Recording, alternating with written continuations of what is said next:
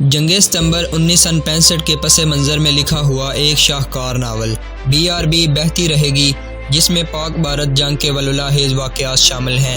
Novel شروع کرنے سے پہلے آپ سے گزارش ہے کہ ہمارے چینل ورلڈ آف ناول کو سبسکرائب کیجئے اور بیل آئیکن کو پریس کیجئے تاکہ ہر آنے والی ویڈیو آپ تک بآسانی پہنچ سکے۔ ان سینکڑوں چھوٹی بڑی توپوں کو خاموش کرنے یا ان کی گولہ باری کی شدت کو قابو میں رکھنے کے لیے پاک فضائیہ کے شہبازوں کو بلایا جاتا تھا۔ ان کی پروازیں صبح کی پہلی روشنی کے ساتھ ہی شروع ہو جاتی تھی۔ ان لڑاکا بمبار طیاروں میں بیٹھے ہوئے اور جان کی بازی لگا کر برستی آگ میں اور زمین سے اٹھتے ہوئے گرد و غبار میں غوطے میں چلے جانے والے گوشت پوست کے انسان تھے۔ انہیں فائٹر پائلٹ اور اردو میں ہواباز کہا جاتا تھا، لیکن جنگ کے پہلے چند دنوں میں ہی انہوں نے دشمن سے منوا لیا تھا کہ وہ ہواباز نہیں شہباز ہیں۔ انہوں نے پاکستان اور بھارت کی فضاؤں میں اپنی حکمرانی قائم کر لی تھی۔ حالانکہ دشمن کے جدید اور آواز کی رفتار پر اڑنے والے لڑاکا بمبار طیاروں کے مقابلے میں پاک فضائیہ کے شہبازوں کے پاس پرانی طرز کے سست رفتار طیارے تھے، جن کی فائر پاور بھی کم تھی۔ ان کی شہبازی اور ان کے سامنے دشمن کی بے بسی دیکھ کر کسی مبصر نے کہا تھا کہ طیارہ نہیں، طیارے میں بیٹھا ہوا ہواباز لڑا کرتا ہے۔ وہ انہی شہبازوں کے طیارے تھے جو وزیرآباد کے اوپر سے زناٹے سے گزر گئے۔ ہاجرہ کے آگے آگے 5-6 سال عمر کا جو بچہ ہاتھ میں برتن اٹھائے جا رہا تھا بمب کی طرح پھٹا۔ علی حیدر پاکستان زندہ باد، اس ننھے منھے نعرے سے ہاجرہ کا دل دہل گیا، جیسے ساری قوم اور پاک فوج نے مل کر پاکستان زندہ باد کا نعرہ لگایا ہو۔ یہ نعرہ ہاجرہ کی روح تک اتر گیا اور اسے آوازیں سنائی دینے لگیں۔ پاک فوج کے مجاہد گرتے ہیں تو یا علی اور اللہ اکبر کا نعرہ لگا کر اٹھتے ہیں، وہ زخمی ہوتے ہیں تو تڑپتے نہیں، نعرے لگاتے شہید ہو جاتے ہیں۔ یہ گزشتہ رات کی آوازیں تھیں۔ افضال ہندوستان کا جاسوس ہے۔ ہاجرہ کے ذہن میں جب یہ آواز گونجی تو اس کے سینے سے ہوک اٹھی، وہ اندر ہی اندر تڑپ گئی۔ اس کے جی میں آئی کہ روئے، اور اتنا روئے کہ دل کی لگی آنسوؤں کی راہ بہہ جائے۔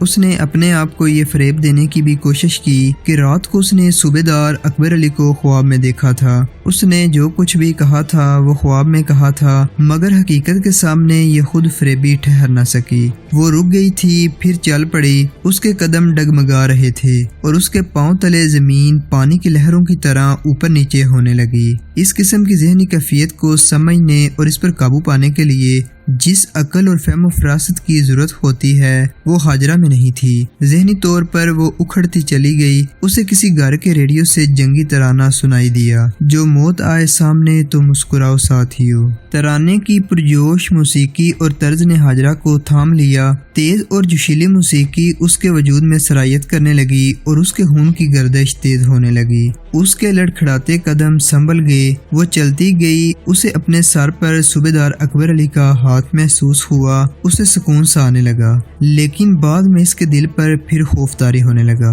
وہ رک گئی، سر کو جھٹکا دیا۔ وہ افضال کے بند دروازے کے سامنے کھڑی تھی۔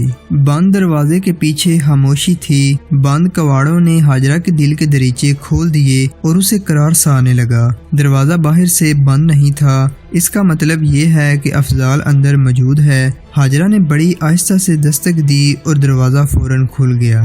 اس کے سامنے افضال کھڑا تھا اور اس کے ہاتھ میں قرآن تھا۔ قرآن اور افضال کی صورت دیکھ کر ہاجرہ کے ذہن کی الجھنیں اپنے آپ سلجھ گئیں۔ خوف نہ رہا، اضطراب نہ رہا، ذہن میں کوئی سوال نہ رہا۔ افضال کی مسکراہٹ نے ہاجرہ پر نشہ سا طاری کر دیا اور اسے اکبر علی کی باتیں بے بنیاد معلوم ہونے لگیں، محض الزام۔ افضال تو وہ چشمہ تھا جس سے ہاجرہ کی پیاس بجھتی تھی۔ وہ کیسے مان لیتی کہ اس چشمے میں زہر ملا ہوا ہے، جس نے اسے نئی زندگی دی ہے اور جس نے اس کے وجود میں روح پھونکی ہے۔ افضال کی آنکھوں میں وہی چمک تھی جو پہلے ہوا کرتی تھی، مسکراہٹ وہی تھی۔ اس میں پہلے بھی ہاجرہ کو کوئی دھوکہ اور تسنا نظر نہ آیا تھا، آج بھی نظر نہ آیا، فریب کا شائبہ تک نظر نہ آیا۔ ہاجرہ کو یہ خیال بھی تو آ گیا، ہاتھ میں قرآن جی لے کر تو کوئی کسی کو فریب نہیں دے سکتا۔